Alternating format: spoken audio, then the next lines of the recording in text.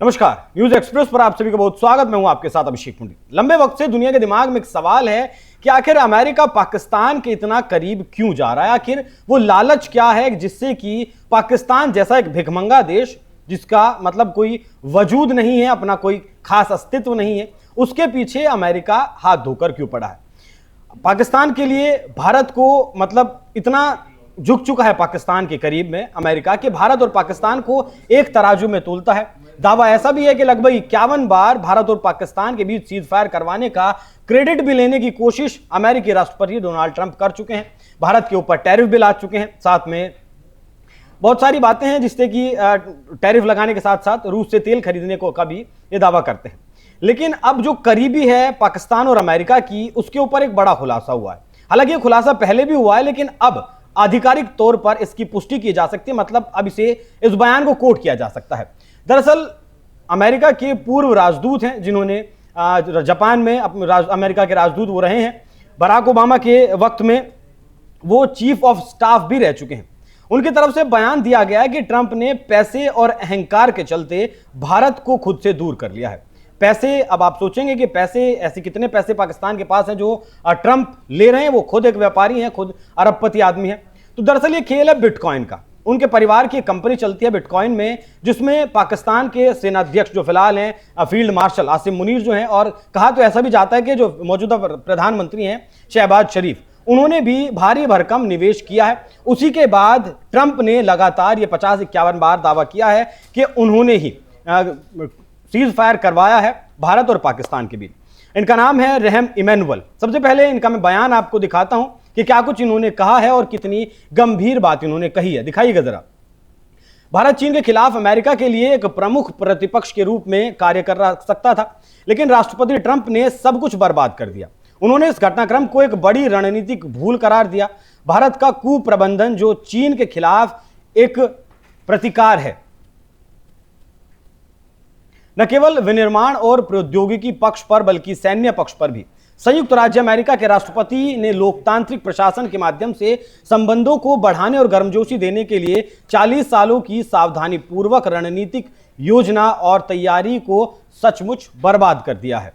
तो ये कहना है रहम इमैनुअल का। ट्रंप ने सब कुछ छोड़ दिया क्योंकि नरेंद्र मोदी ने यह नहीं कहा कि राष्ट्रपति को पाकिस्तानियों के साथ किए गए युद्ध विराम के लिए नोबेल का शांति पुरस्कार मिलना चाहिए, जो बात पाकिस्तान की तरफ से कई बार कही जा चुकी है। उन्होंने ऑपरेशन सिंदूर के बाद भारत और पाकिस्तान के बीच जो संबंध स्थापित हुए हैं, उन्हें संबंधों को स्थापित करने के बारे में भी ट्रंप ने बार बार किए गए वादों का जिक्र किया।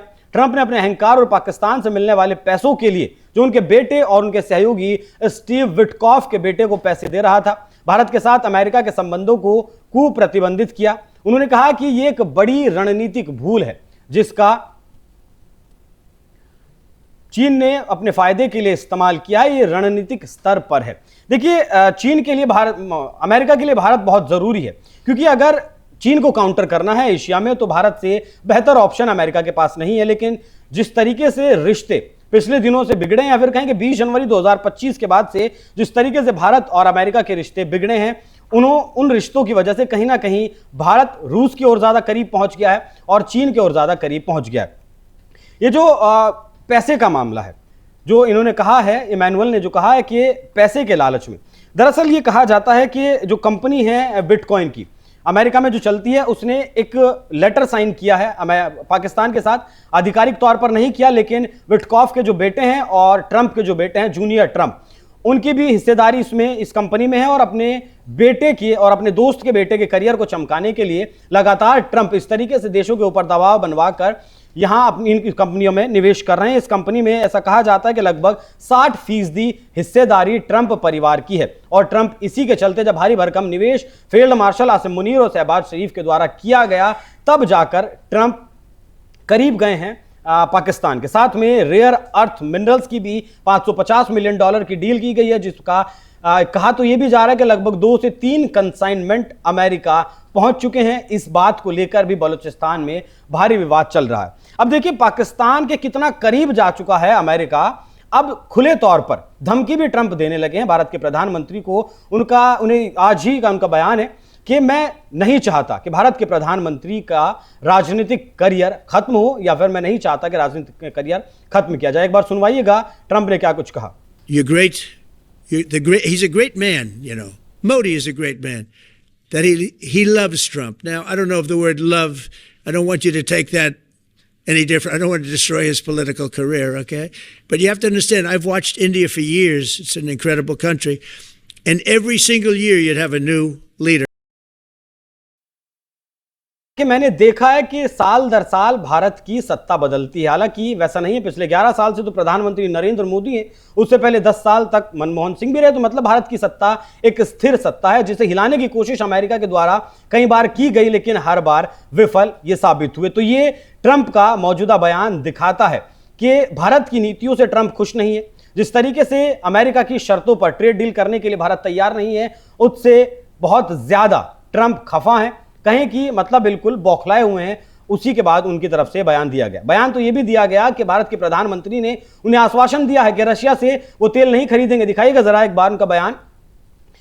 यूक्रेन युद्ध एक ऐसी जंग थी जो रूस को एक हफ्ते में जीत लेनी चाहिए थी, लेकिन इसको 4 साल हो चुके हैं।